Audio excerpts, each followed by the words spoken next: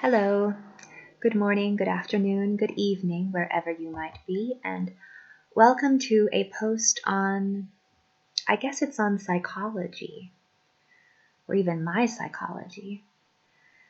It's called blind spots.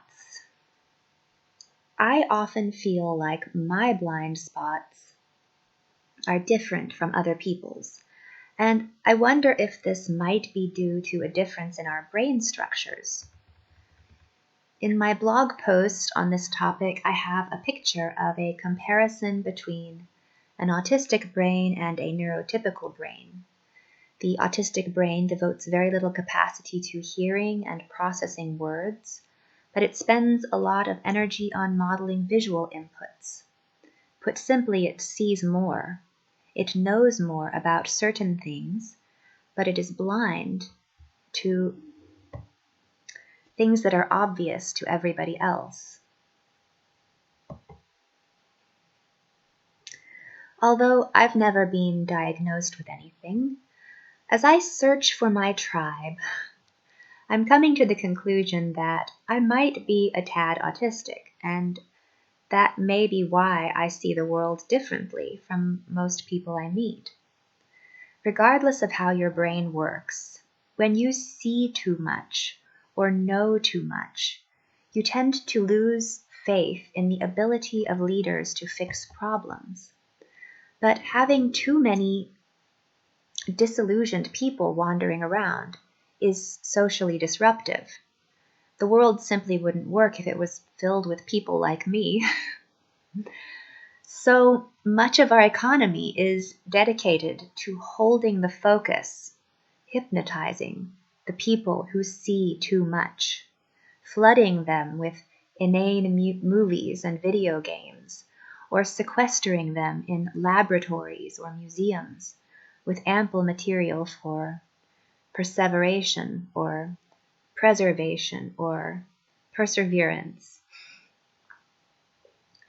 Back before video games and movies, people like Einstein's good friend Adler were instructed by their parents to study physics instead of politics for the sake of their mental health.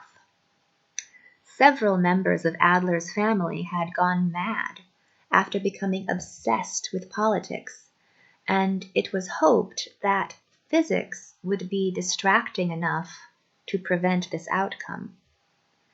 Adler tried to remain distracted, but he failed.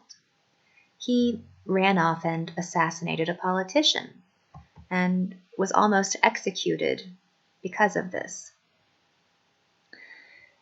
Due to the passionate defense of his psychiatrist father and his good friend Einstein, his life was saved through a sort of insanity defense, and a defense that his mind was too valuable to be destroyed. Meanwhile, those who do not find their distraction in the economy or academy are sent out onto the battlefield and are flooded with horror. This breaks many minds, but not all of them. One soldier turned philosopher wrote about Tocqueville's ideas about power and democracy and the role they played in his disillusionment. I'll quote this article he wrote called "The Day I Stopped Believing in American Democracy." Tyranny in democratic republics does not proceed in the same way. It ignores the body and goes straight for the soul. The master no longer says, "You will think as I do or die." He says, "You are free not to think as I do.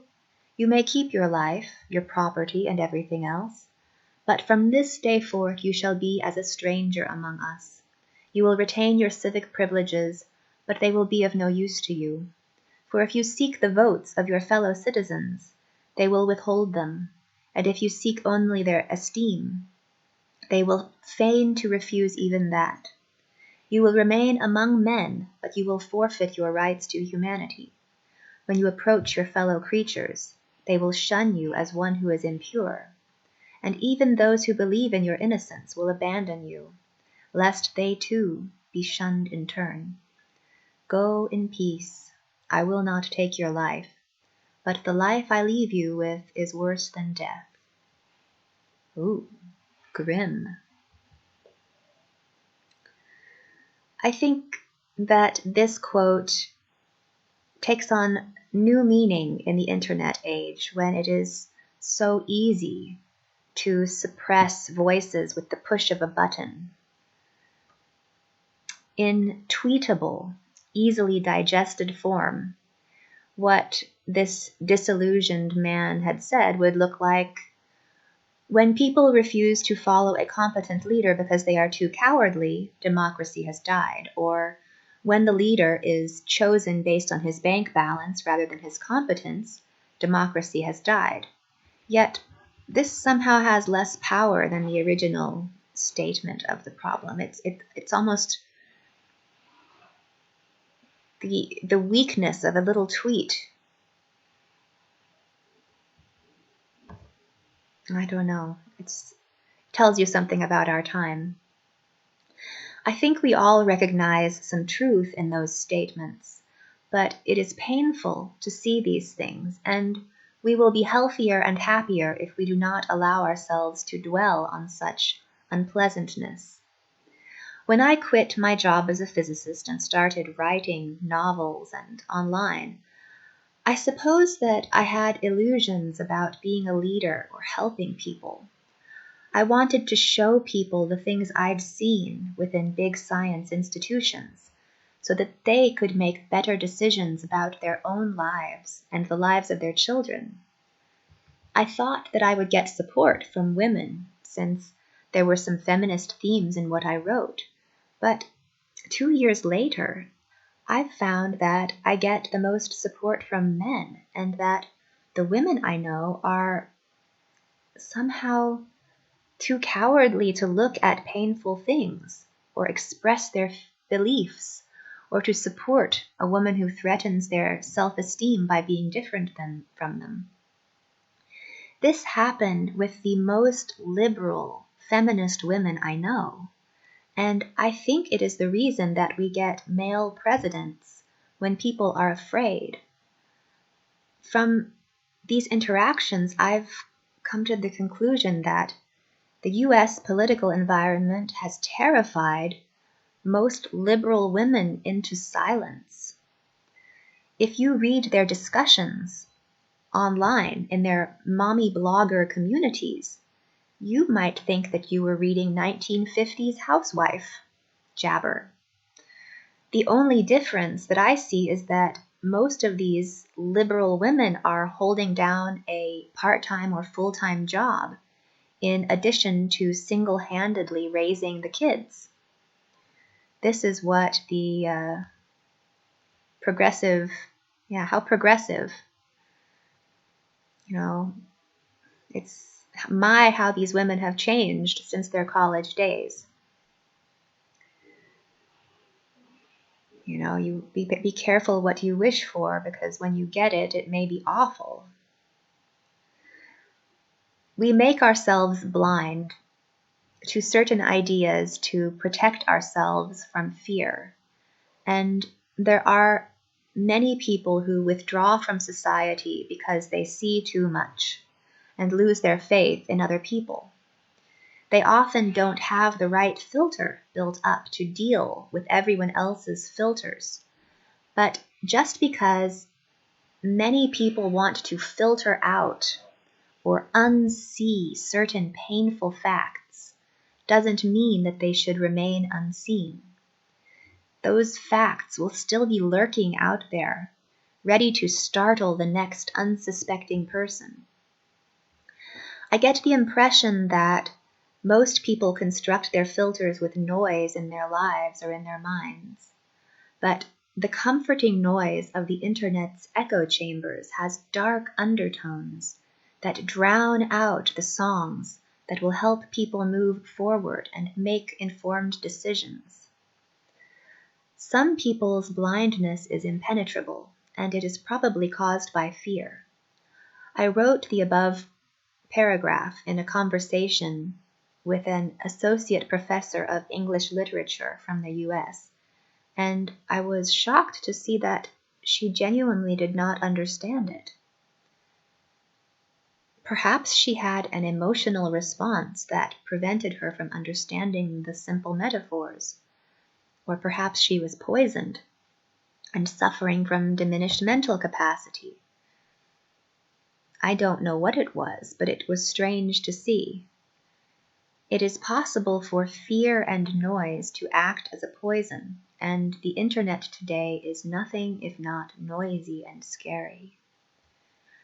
Imagine the damage such a professor might do to a young person who is learning to think independently. He or she, the student, might bring ideas to her, and she would dismiss them because she is too afraid to allow herself to understand them. There are surely still some smart, brave, non-poisoned people out there, and that is why you shouldn't take everyone's feedback or lack thereof to heart. There are people out there who will understand you. The internet has been helpful for me in this respect. Navigating around other people's blind spots is tricky and often painful, but it is still worth doing. The internet can make this dance more difficult, but if you are curious and keep exploring, you will escape the confines of the internet's echo chambers and develop the ability to see things from multiple perspectives. This is the balm that salves the pain from seeing too much. In everyday life, everyday online life, conflict over blind spots is inevitable, and it even happens to perfectly reasonable grown-ups, like me. A woman I knew in real life started a small Facebook group for moms back in 2014. It was a group associated with the college we both attended. I and a few other moms used it to have a lot of nice chats back then. I hadn't used Facebook in years, but I popped in to let the people there know about this blog, and there were at least 12 people there who were happy I'd shown it to them. I noticed that the group had grown from 20 people to over 270 people, and that there were a lot of posts that seemed to be advertising audiobooks and baby gear. Someone would ask what type of baby thermometer they used, and a group of people would answer with links to products. I thought that was strange, since it was a secret, closed group and there shouldn't be any advertisers allowed in. Then again, with 270 people, such things can slip in. I tried to be friendly and add my 2 cents to a couple of threads, and I noticed that the younger millennial members of the group used words in ways with which I was not familiar. I left the States in 2005, and my use of language sort of froze in the pre-internet era. I thought it was interesting to see the changes, but my comment on the changes was perceived as an attack, and before I knew it, 15 people were chastising me on several threads. The post in which I'd linked to my blog were suddenly reported as spam, and the group owner asked me to stop posting.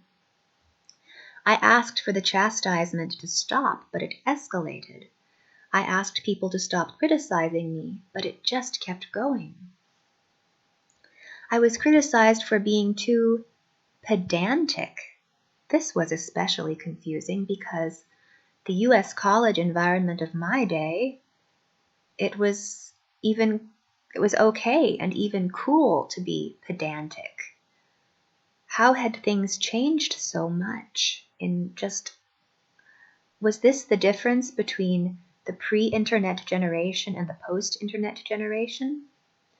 I stupidly tried to defend myself by saying that I've been out of the country for 15 years and have lost connection to the cultural norms, and that I've always been a tad, odd or autistic.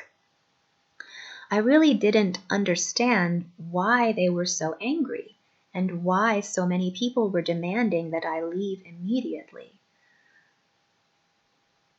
I made a short video trying to inject some reality into the situation and get them to understand that I'm a real person so that they could see the effect they were having on me. But this just made the reaction worse. One person became enraged that I had appropriated autism and that she, as an autistic woman, was offended. The group of 15 upvoted her curse word-filled post, and other people started referring to me in other threads as unwell and writing other awful things. The group owner asked me to leave so that the group could go back to the way it was before I had visited it. I, of course, agreed. I was very confused, but my feelings were not hurt because I realized that the prevalence of fake accounts on Twitter and Instagram made it relatively likely that the group of 15 people who had attacked me in the mom group on Facebook, that those 15 people were just one advertiser defending his turf with a bunch of sock puppets. There are all kinds of strange advertising schemes running around today, and why wouldn't they infiltrate mommy groups? Moms have to buy a lot of stuff. On the other hand, I probably did something wrong to provoke the negative reaction amongst the non-sock puppets, of which I'm not sure how many there were. It isn't nice to force people to see things that they don't want to see. For example, that some of their friends are ad bots. And the sorts of things I write about in my blog are not always pleasant to acknowledge. That may have triggered them, and I should have anticipated their reactions. Unfortunately, I didn't, because that sort of thing sits in my blind spot. I decided to expose this incident publicly because I am not ashamed of how I behaved. I was quite calm and collected. I am, however, rather frightened of how online culture operates. If this had happened to a teenage girl instead of to an adult woman, the result could have been disastrous. There are kids who kill themselves over this sort of mobbing behavior. When I saw that slightly autistic Swedish girl who is worried about the climate, Greta Thunberg, referred to by Fox News as a mentally ill child, it made me sad because it reminded me of the sorts of people who had just called me unwell because they didn't like my pedantic tone or my blog or something. People with a bit of autism or any other kind of variation from normal, they're not mentally ill. We just don't understand your emotions or group dynamics sometimes. I'm quite comfortable with that fact, but it still surprises me when I see such bad reactions of a group to a person who isn't just like them. My own mother laughed at me when I told her that I thought I was a bit autistic, because in her mind, autism is an insult, and none of her children are allowed to be anything less than perfect. For a lot of people, such labels are cop-outs, and they think, you're not autistic, you're just looking for an excuse to be a pedantic asshole. And that is really unfair. What happened in this online mom group stemmed from such attitudes, like that one, even though it was composed of a group from a very progressive university. It took seeing others like me before I understood the ways in which I was different. Not only in my experiences, but in my hard wiring and how I process information. When the attack of the online moms started, I felt like a kid who had showed up at school with a really cool popsicle stick sculpture, and a bunch of bullies just smashed it. Since I am an adult, I can see that the situation was not so black and white.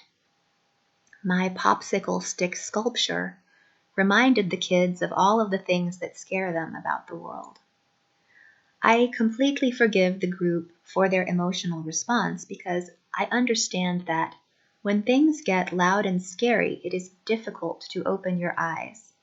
On the other side of the spectrum are people with aphantasia, the inability to visualize, and they are simply unable to see certain things. Novels help the blind see scary things in a safe environment, and that is why I wrote my books. I wanted to help people digest the technological transformations surrounding us and see the things hiding in our blind spots. Thank you for watching. I hope you enjoyed this and got some food for thought, and I hope you tune in for my next videos. Until then.